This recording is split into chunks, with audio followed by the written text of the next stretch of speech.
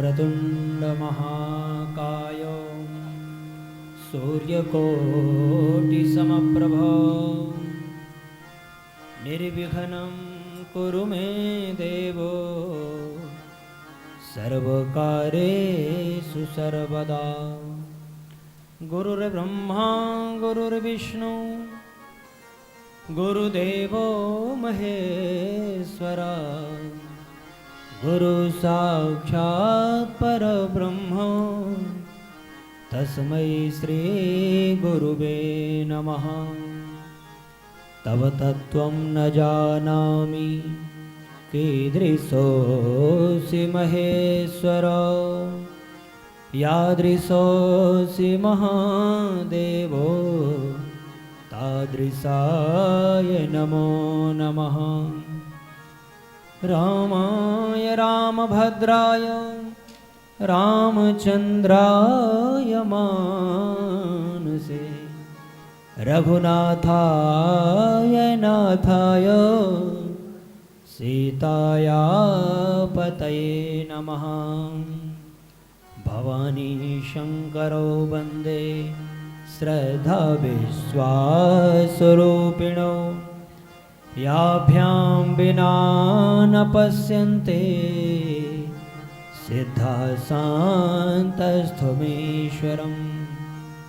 मनोजवं मारुततुल्यवेगं जितेन्द्रियं बुद्धिमतां वरिष्ठं वातात्मजं वानरयूथमुख्यं श्रीरामदूतं शरणं प्रपद्ये।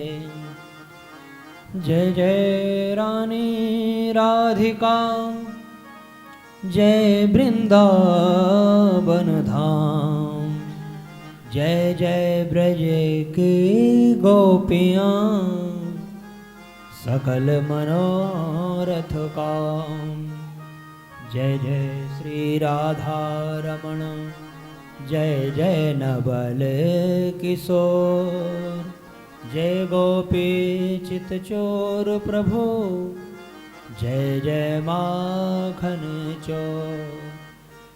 वागर्था विव संप्रक्तो वागर्था प्रतिपतये जगतः पितरौ वन्दे पार्वती परमेश्वरौ पार्वती परमेश्वरो। बोले गौरी शंकर भगवान की जय। श्री हनुमान जी महाराज की जय। जगदम्बा महारानी की जय। सीतारामचंद्र भगवान की जय। समस्त देवी देवताओं की जय। दादा चौदह राणा की जय। नमः पार्वती पतये हर हर महादेव। आइए भाव श्रद्धा के साथ सब लोग मिलकर रुद्राष्टकम का पाठ करते हुए मन को भोले बाबा के श्री चरणों में लगाते हुए शिव महापुराण कथा द्वितीय दिवस का शुभारंभ हो रहा है। बड़े सच्चे भाव भक्ति के साथ एकाग्र मन के साथ दिव्य रुद्राष्टकम भगवान शिव की जो बहुत प्यारी स्तुति है सब लोग भाव से गाते हैं। नमामि शमीशान निर्वाण रूपं नमामि शमीशान निर्वाण रूपं विभो व्यापकं ब्रह्म वेद स्वरूपं विभो व्यापकं ब्रह्म वेद स्वरूपं निजमे निर्गुण निर्विकल्पं निरेहं चिदाकाशमाकाशवासं भजेऽहं निराकार मूलं तुरीयं गिरा ज्ञान गोते तमीशं गिरीशं करालं महाकाल कालं कृपालं गुणागार संसार पारं नतोऽहं तुषारा गौरं गभीरं मनोभूत कोटि प्रभाश्री शरीरं स्फुरन मौलिकल्लोलिनी चारुगंगा लसद भालुबालेन्द्र कंठे भुजंगा चलत कुंडलं भ्रोसुनेत्रं विशालं प्रसन्नाननं नीलकण्ठं दयालं मृगाधीश चरमाम्बरं मोण्डमालं प्रियं शङ्करं सर्वनाथं भजामि प्रचण्डं प्रकृष्टं प्रगल्भं परेशम् अखण्डम् अजं भानुकोटि प्रकाशं त्रयः शूलनिर्मूलनं शूलपाणि भजेऽहं भवानी पति भावगम्यं कलातीत कल्याण कल्पातकारी सदा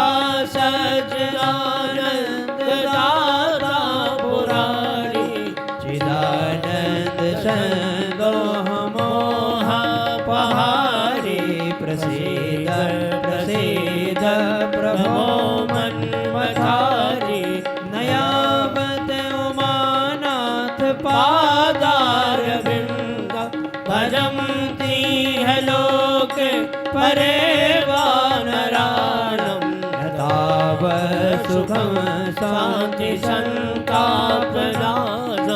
प्रसीद प्रभो सर्वभूताधिवास न जानामि योगं जपं देव पूजा नतोऽहं सदा सर्वदा सम्मुतोऽभ्यं जराजन्म दुःखोपताप्यमानं प्रभो पाहि आपन्नमामि शम्भो प्रभो पाहि आपन्नमामि शम्भो प्रभो पाहि आपन्नमामि शम्भो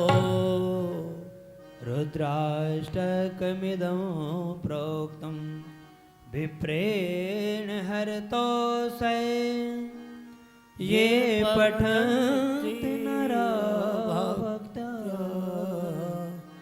तेषां शम्भो प्रसीदति नमः शिवाय ॐ नमः शिवाय हर हर भोले नमः शिवाय नमः शिवाय नमः शिवाय हर हर भोले नमः शिवाय ॐ नमः शिवाय ॐ नमः शिवाय हर हर भोले नमः शिवाय नमः शिवाय सबका ये नमः शिवाय हर हर भोले नमः शिवाय शिव गंगाधराय शिव गंगाधराय हर हर भोले नमः शिवाय गंगाधरा शिव जय हो। गंगाधरा हर हर भोले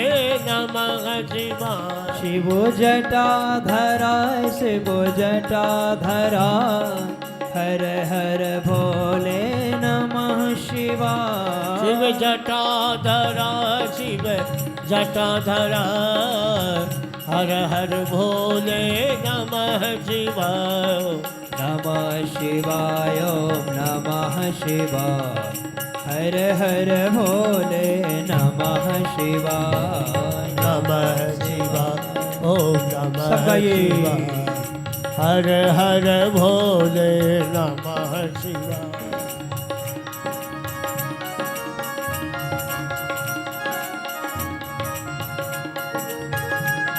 जय हो।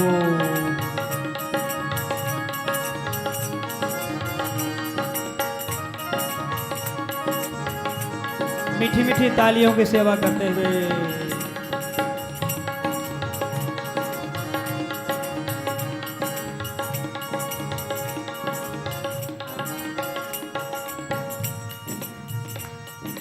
जटाधराय शिव जटाधराय हर हर भोले नमः शिवाय जटाधरा शिव जटाधरा हर हर भोले नमः शिवाय शिव गंगाधराय जय शिव हो।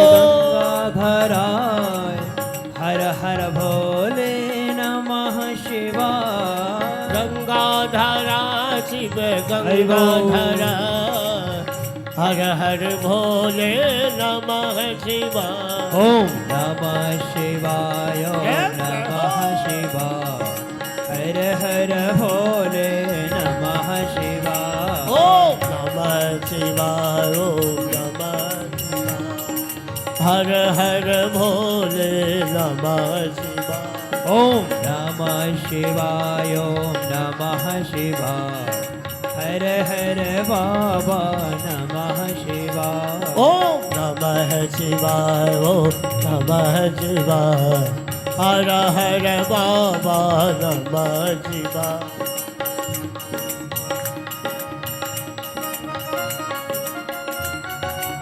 जय हो।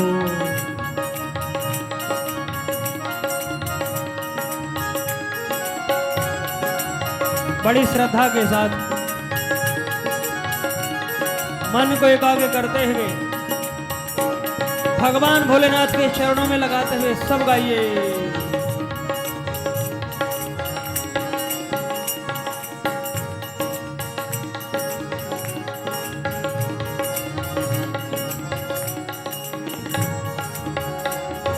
महाकालाय शिव महाकालाय हर हर भोले नमः शिवाय महाकाला शिव महाकाला हर हर भोले नमः शिवाय ओंकाराय शिव ओंकाराय हर हर भोले नमः शिवाय ओम नारायण शिव ओंकारा जय हो।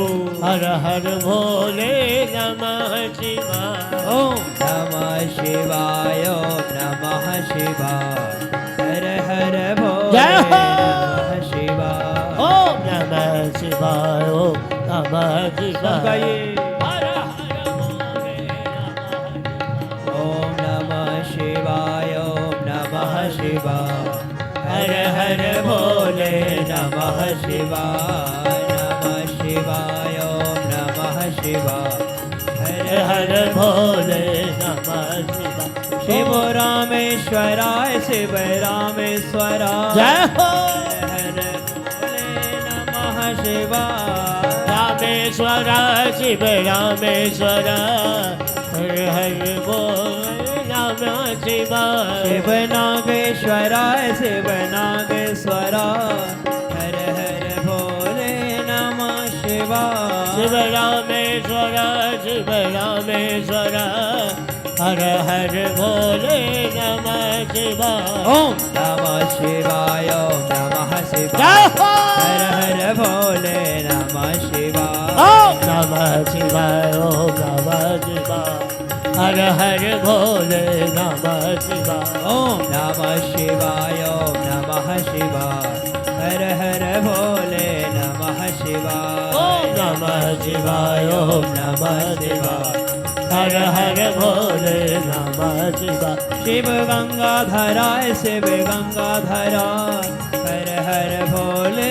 नमः शिवाय गंगाधरा शिव गंगाधरा हर हर भोले नमः शिवाय शिव जटाधराय शिव जटाधराय हर हर भोले नमः शिवाय शिव जटाधरा शिव जटाधरा हर हर भोले नमः शिवाय ओम नमः शिवाय ओम नमः शिवाय हर हर भोले नमः शिवाय ओम नमः शिवाय ओम नमः शिवाय हर हर भोले नमः शिवाय ओम नमः शिवाय ओम नमः शिवाय हर हर भोले नमः शिवाय नमः शिवाय ओम नमः शिवाय हर हर भोले नमः शिवाय हर हर भोले नमः शिवाय हर हर हर भोले नमः शिवाय।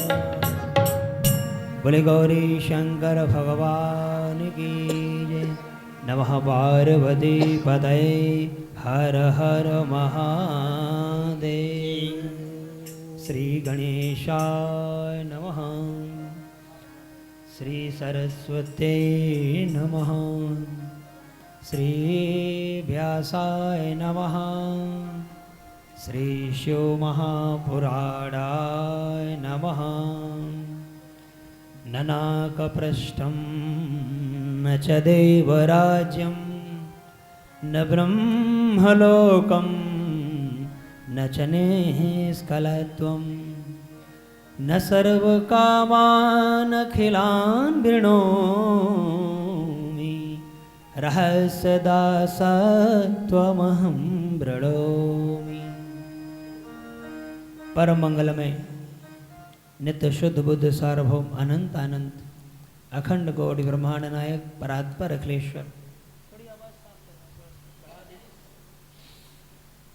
बाघांबरधारी भगवान भोलेनाथ देवाधिदेव महादेव के श्री चरणों में सत सत प्रणाम वंदन करते हुए दादा चौदह राणा मंदिर पूठकला दिल्ली के पावन धरती पर हम लोग बैठ करके शिव महापुराण कथा का द्वितीय दिवस बड़े श्रद्धा से श्रवण कर रहे हैं।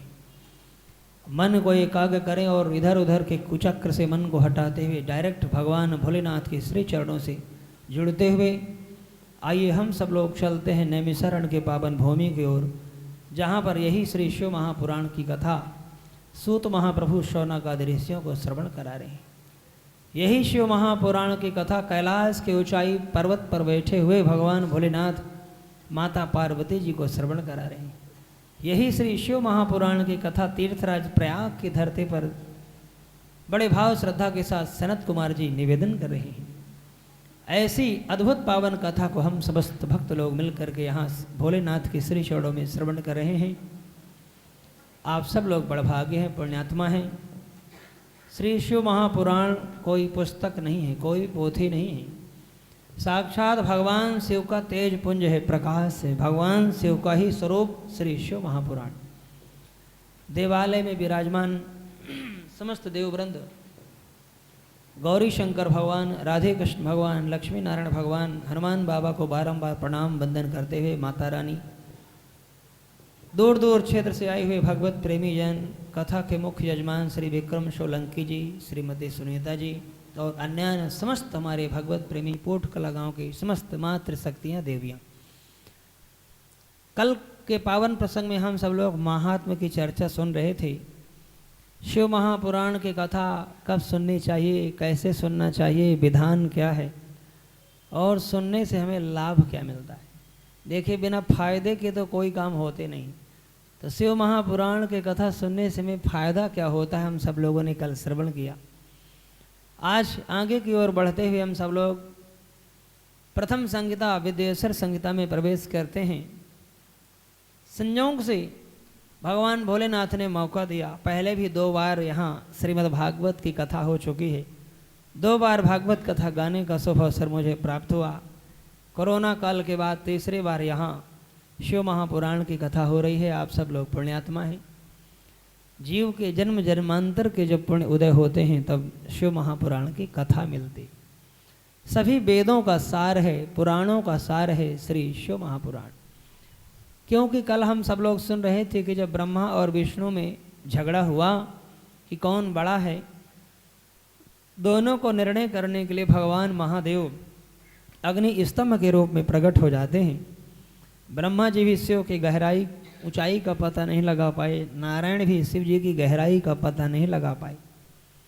बाद में भोलेनाथ ने अपने ही समान विष्णु को मानते हुए ब्रह्मा जी को पुष्कर में उनका स्थान दिया है। इस प्रकार से महादेव की ही अंतिम में एक ज्योति बचती। महाप्रलय होने के बाद केवल शिव तत्व ही इस ब्रह्मांड में अवशिष्ट रहता है। इसी शिव तत्व से जब सृष्टि का अभ्युदय होता है, वस्तुतः ब्रह्मा विष्णु महेश तीनों एक हैं। लीला करने के लिए भगवान ने अलग अलग रूप धारण किया है। भगवान नारायण ने ब्रह्मा जी को सृष्टि का क्रम दे दिया। सृष्टि करने के लिए सृजन करने के लिए काम दिया है। भगवान विष्णु पालनहार हैं, पालन पोषण करते हैं, भरण पोषण करते हैं, और महादेव भगवान भोलेनाथ स्वयं संहार करता है। थोड़ा सा बेस कम कर दो, इको हल्का डाल दीजिए, बेस बढ़ा के आवाज खोल दीजिए थोड़ा। महादेव भगवान स्वयं सृष्टि का काम महाप्रलय का लेते हैं, और जब जब जगत में महाप्रलय होता है तो भगवान शिव की ही कृपा होती है। ये भगवान की लीला है, भगवान का खेल है। जब भगवान शिव को क्रीड़ा करनी होती, जैसे छोटे छोटे बच्चे जलाशय में जाते हैं, मिट्टी के हाथी बनाते हैं, घोड़ा बनाते हैं, वाहन बनाते हैं, खेलते हैं, सुबह से शाम हो जाती है, कितने मेहनत और परिश्रम से हाथी घोड़ा बनाया है, लेकिन जब खेल खेल में मस्त हो गए, भूख लगी, जितना परिश्रम से बनाए हैं सब एकदम से समेट दिया, नष्ट कर दिया, और अपने घर को वापस लौट जाते हैं, उनका खेल समाप्त हो जाता।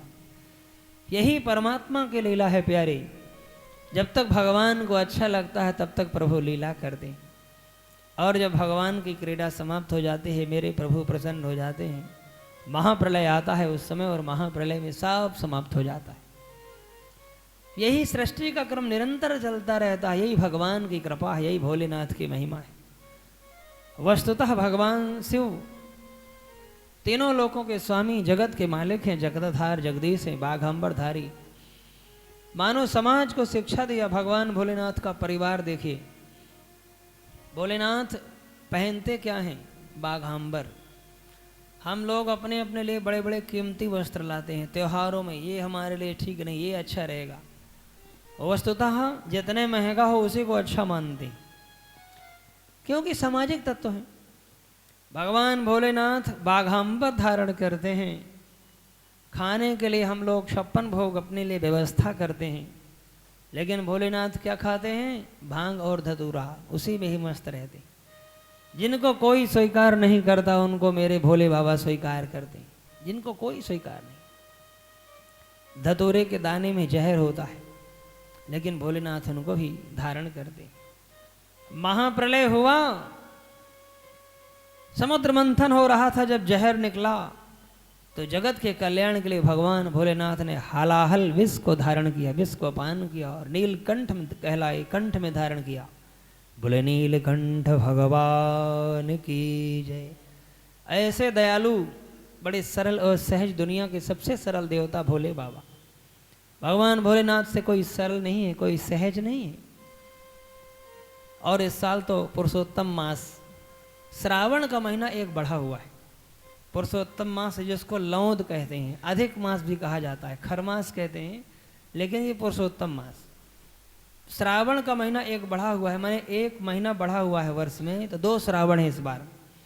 जैसे कोई तिथियां ये बढ़ कैसे जाती हैं, जैसे कोई कोई तिथियां बढ़ जाती हैं, जैसे एकादशी 2 हो गई, जन्माष्टमी 2 हो गई, नवमी 2 हो गई, दसवीं 2 हो गई।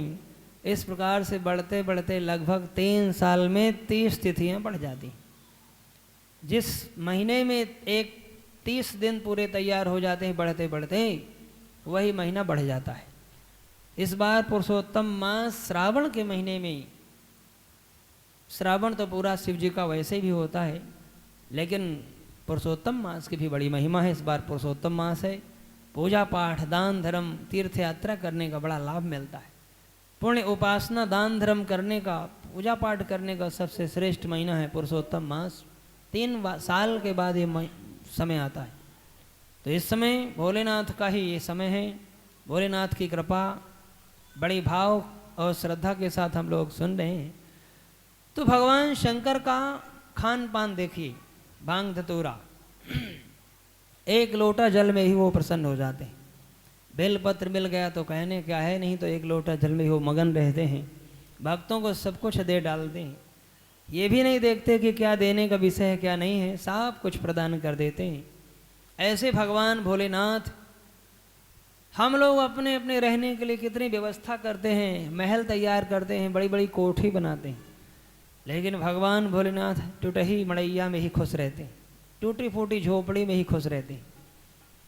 एक बार पार्वती जी ने कहा, भोलेनाथ सभी अपने अपने अच्छा अच्छा घर बनाते हैं, हमारे लिए भी अच्छा सा घर बनाओ। भगवान ने कहा ठीक है। सोने का महल भगवान भोलेनाथ ने बनवाया माता पार्वती जी के लिए। सोने का महल बन गया। अब नियम है कि जब कोई घर बनाए तो उसमें वास्तु पूजा होनी चाहिए। नियम है, गृहस्थी का नियम, उसमें वास्तु पूजा। उससे भूमि शुद्धि हो जाती है। ग्रह दोष, वास्तु दोष, दिशा दोष जो होता है दूर हो जाता है। क्या पता भूमि कैसी है, हमारे लिए फलदायी है या नहीं। इसलिए भूमि पूजन बहुत जरूरी है करना, आवश्यक। वास्तु भगवान का वहाँ दिव्य पूजन होता है। वास्तु पूजा करने के लिए रावण को बुलाया गया। देखिए समझने का विषय है। लाखों रुपए, करोड़ों रुपए की कोठी बनाते हैं, लेकिन कोई पूजा पाठ ढंग से नहीं कराते। महाराज पैसे नहीं है, सब कोठी में लग गए। जहां 1 करोड़ लगे हैं वहां 10-5 हजार भी खर्च करने में लोग डरते हैं। होता क्या है कि फिर कहेंगे कि ये मकान हमारे लिए फलदायी नहीं, ये मकान में घाटा लग रहा है, इसमें अशांति फैल रही है, इसमें परेशानियां आ रही हैं, इसमें बुरे सपने आते हैं, इसमें परेशानियां, दुख का ही घर है। ये होता है। इसलिए भूमि शुद्धि का विशेष ध्यान रखिए। कोई भी नया मकान बनाइए, उसमें वास्तु पूजन हो, भूमि पूजन हो। विधान है, नियम है, शास्त्र का नियम है। भगवान भोलेनाथ ने वास्तु पूजा करने के लिए रावण को बुलाया। रावण के समान कोई पंडित नहीं था। भगवान राम ने भी जब 14 वर्ष की यात्रा वनवास कर रहे थे, चित्रकूट पहुँचे। चित्रकूट में भगवान ने स्थायी रूप से डेरा डाला और लक्ष्मण जी को कहा थोड़ी ढंग से बनाना, मजबूती से बनाना, हमको यहीं रहना बहुत दिन तक। यद्यपि बहुत दिन तक रहने का मन में विचार है, ज़्यादा समय तक रहना है, तो फिर अच्छे विद्वानों के द्वारा भगवान राम ने वास्तु पूजन कराया, भूमि पूजन विधि विधान से। वहाँ पर फिर गृह प्रवेश नियम होता है। कोई भी अनुष्ठान करिए बड़ी श्रद्धा से करिए, समर्पित भाव से करिए, संकोच नहीं करना चाहिए। कोई भी उत्सव बड़ी प्रसन्नता से मनाइए, ताकि हमारे आने वाले पीढ़ी को इसमें सफलता मिले, सुख शांति हो, धन धान्य की वृद्धि हो, व्यापार में तरक्की हो। ये जीवन का नियम। हमारे बच्चे परिवार सुखी रहें, निरोगी हों, कोई रोग बाधा न हो, स्वस्थ रहें, ये नियम है। जीवन में प्रयास करिए। अपने लिए तो हम लोग सब कुछ खर्च कर लेते हैं, लेकिन भगवान के लिए डरते हैं। कोई पूजा पाठ कथा भागवत के लिए अगर कहा जाए तो लोग कांप जाते हैं, जैसे कोई गले में फांसी का फंदा डाल रहा हो, डर जाते हैं। अरे महाराज कौन करेगा, व्यवस्था नहीं, खर्चे नहीं। एक झटका बीमारी का आया, डॉक्टर ने कहा लाखों रुपए लगेंगे, ऑपरेशन करना पड़ेगा, फिर तो तुरंत प्रॉपर्टी बेच देंगे, मकान बेच देंगे, प्लॉट बेच देंगे। लेकिन पूजा पाठ कथा भागवत के लिए अगर कुछ कहा जाए तो उसमें लोग डर जाते हैं, फिर उसका डबल देना पड़ता है। तो इसलिए कोई विद्वान अगर सम्मान कर रहा है तो उसकी अवहेलना नहीं करनी चाहिए, अपना सौभाग्य मानना चाहिए कि हमको याद किया। अगर कोई अपना मान के आपको याद कर रहा है, कोई महापुरुष, तो ये मानना चाहिए कि हमारा सौभाग्य है। उससे पीछा मत छुटाइए, कल मिल लेंगे, परसों आते हैं, नहीं नहीं। ये नकारात्मक भाव रखोगे तो फिर जीवन में भगवान कृपा नहीं करते। अपने अहोभाग्य मानिए। काम तो सब होते हैं, काम तो दुनिया का कोई नहीं रोकता।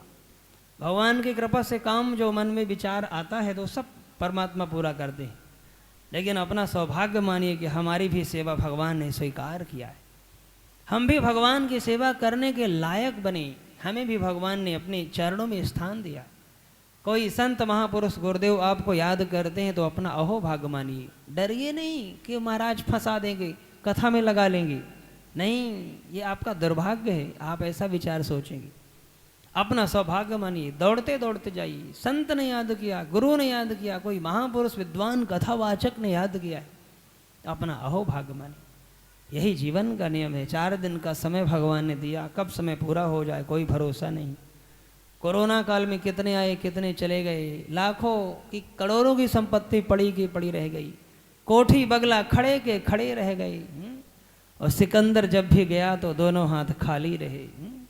अपना सौभाग्य मानिए, भगवान ने मौका दिया है, बड़े भाव के साथ कोई भी उत्सव मनाना चाहिए।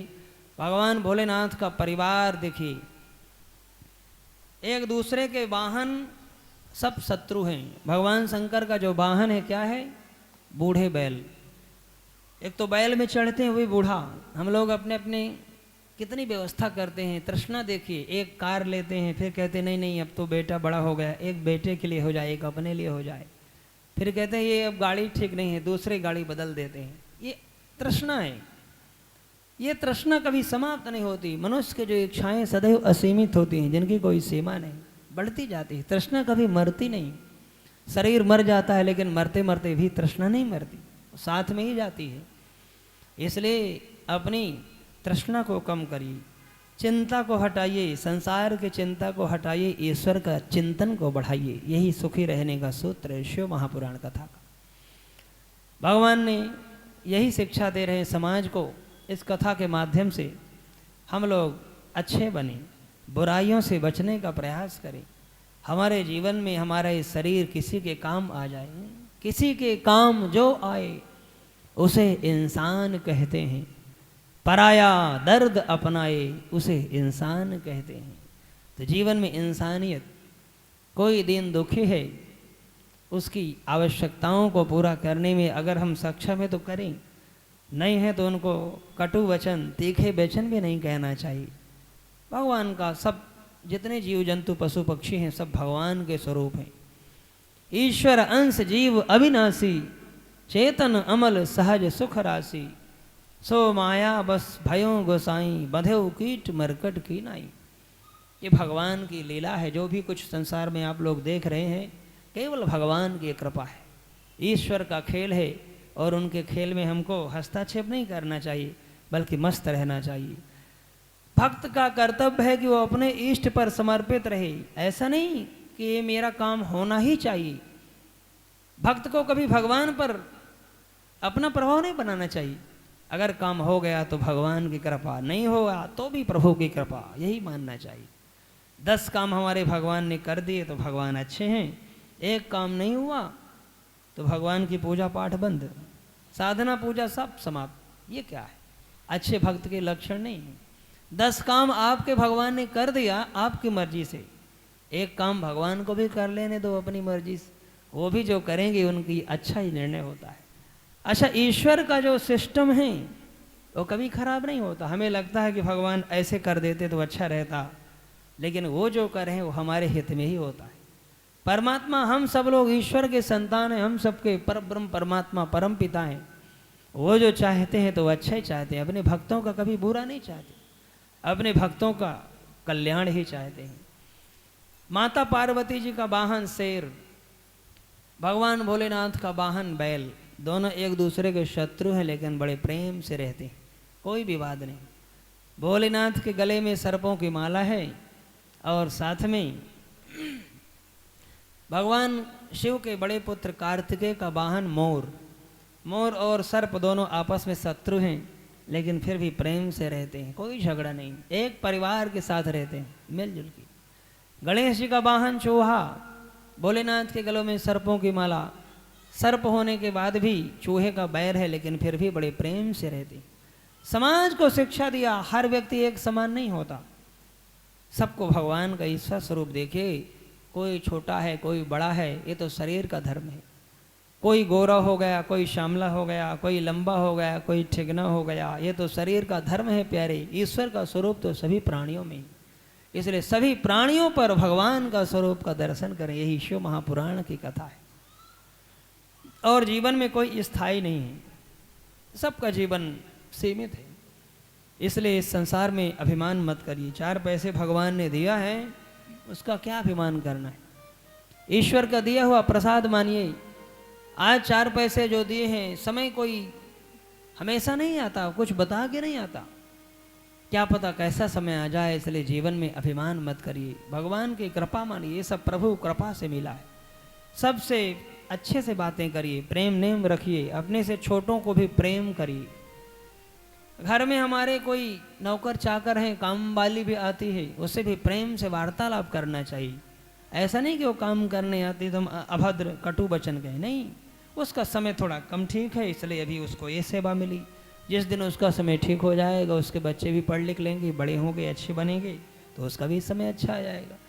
अपने अपने कर्मों के अनुसार जीवों को फल मिलता है। ये भारत एक कर्म भूमि है, मृत्युलोक ये एक कर्म भूमि है। कर्मण्येवाधिकारस्ते मां फलेषु कदाचन। हम लोग अपने अपने कर्तव्य पर डटे रहें। हमें क्या करना है, भगवान ने बुद्धि दिया सोचने के लिए, हाथों से काम करने के लिए भगवान ने सुंदर हाथ दिया, चलने के लिए पैर दिए हैं, देखने के लिए आंखें दिया, सुनने के लिए कान दिया। अब ये तो हमें निर्णय लेना है कि हम सही ध्यान ढंग से देख पा रहे हैं या नहीं, सही ढंग से हमारे विचार हैं या नहीं, हम कर क्या रहे हैं। कोई परमानेंट नहीं है, चाहे वो कोई अधिकारी पद में हो, चाहे वो कोई बहुत बड़ा नेता हो, राजनीतिक नेता हो, चाहे वो कोई ज़्यादा धन संपत्ति प्रॉपर्टी वाला हो, स्थायी कोई नहीं। जगत में कोई न परमानेंट, जगत में कोई न परमानेंट, जगत में कोई न परमानेंट, जगत में कोई न परमानेंट। तेल चमेली चंदन साबुन, तेल चमेली चंदन साबुन, तेल चमेली चंदन साबुन, तेल चमेली चंदन साबुन, चाहे लगा लो सेंट, जगत में कोई न परमानेंट, जगत में कोई न परमानेंट, हो जगत में कोई न परमानेंट, जगत में कोई न परमानेंट।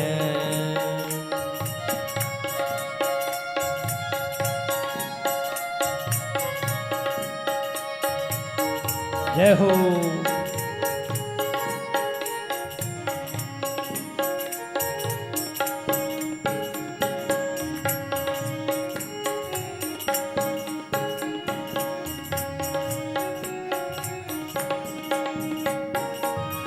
जीवन में कब हमारी श्वास अंतिम हो जाए कोई भरोसा नहीं, चाहे वो कोई भी हो। ये संसार आवागमन का स्थान है, कोई आता है तो कोई जाते हैं, जाना एक दिन सबको है, इसलिए अभिमान नहीं करना प्यारे। भगवान ने मानव जीवन दिया है, भगवान के चरणों में समर्पित करना है और अपना अहोभाग्य मानना है। किसी का जीवन स्थायी नहीं है, अभिमान मत करिए, सब ईश्वर के प्रसाद। कोई न परमानेंट, जगत में कोई न परमानेंट, तेल चमेली चंदन साबुन, तेल चमेली चंदन साबुन, तेल चमेली चंदन साबुन, तेल चमेली चंदन साबुन, चाहे लगा लो सेंट, जगत में कोई न परमानेंट, जगत में कोई न परमानेंट, ओ जगत में कोई न परमानेंट, जगत में कोई न परमानेंट। आवागमन लगी दुनिया में, जगत है रेस्टोरेंट रे भैया, जगत है रेस्टोरेंट रे भैया, जगत है रेस्टोरेंट। आवागमन लगी दुनिया में, जय हो। जगत है रेस्टोरेंट रे भैया, जगत है रेस्टोरेंट रे भैया, जगत है रेस्टोरेंट। अंत समय में उड़ जाएंगे, अंत समय में उड़ जाएंगे, अंत समय में उड़ जाएंगे, अंत समय में उड़ जाएंगे। तेरे तंबू टेंट रे भैया, कोई न परमानेंट, जगत में कोई न परमानेंट, ओ जगत में कोई न परमानेंट, जगत में कोई न परमानेंट।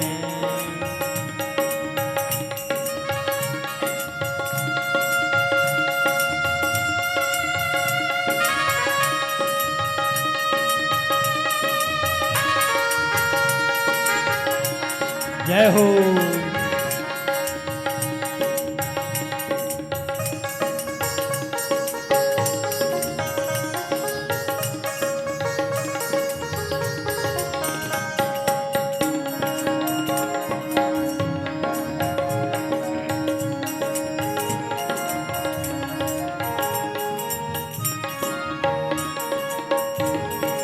शब्दों में ध्यान दीजिए। ये भजन केवल गाने गाने के लिए नहीं, एक एक शब्द जीवन में उतारने के लिए, एक एक मंत्र है। चाहे जितने हम संसार में घूम लें, चाहे जितना यात्राएं कर लें, अगर मन में भगवान का नाम नहीं है, सब बेकार है। कितना सुंदर भगवान ने मानव जीवन दिया। अगर इस मानव जीवन से प्रभु का भजन नहीं हुआ तो मानव जीवन की सुंदरता नहीं है। कितने सुंदर वस्त्र पहन ले, कितने अपने आप को सजा ले, अगर वाणी से प्रभु का नाम नहीं निकला तो ये जीवन बेकार है। कितने सुंदर घर बना है, कितना सुंदर कोठी बगला है, कितना सुंदर अपने आप को सजा ले, लेकिन अगर मन में परमात्मा का नाम नहीं है तो भगवान की जगत में कोई न परमान, जगत में कोई न परमान, जगत में कोई न परमान। हरिद्वार चाहे मथुरा काशी, घूमो दिल्ली कैंट रे भैया, घूमो दिल्ली कैंट रे भैया, घूमो दिल्ली कैंट। हरिद्वार चाहे मथुरा काशी, घूमो दिल्ली कैंट रे भैया, घूमो दिल्ली कैंट रे भैया, घूमो दिल्ली कैंट। मन में नाम प्रभु का राखो, जय हो तो का राखो, मन में नाम प्रभु का राखो, मन में नाम प्रभु का राखो। धोती पहनो या पैंट, जगत में कोई न परमान, जगत में कोई न परमान, जगत में कोई न परमान, जगत में कोई न परमान। तेल चमेली चंदन साबुन, तेल चमेली चंदन साबुन, तेल चमेली चंदन साबुन, तेल चमेली चंदन साबुन, चाहे लगा जय हो। सेंट, जगत में कोई न परमान, जगत में कोई न परमान, जगत में कोई न परमान, जगत में कोई न परमान।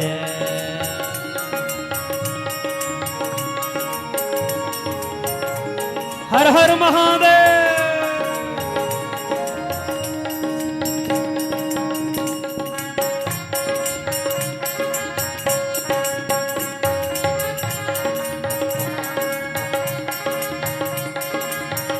मीठी मीठी तालियों की सेवा करते हुए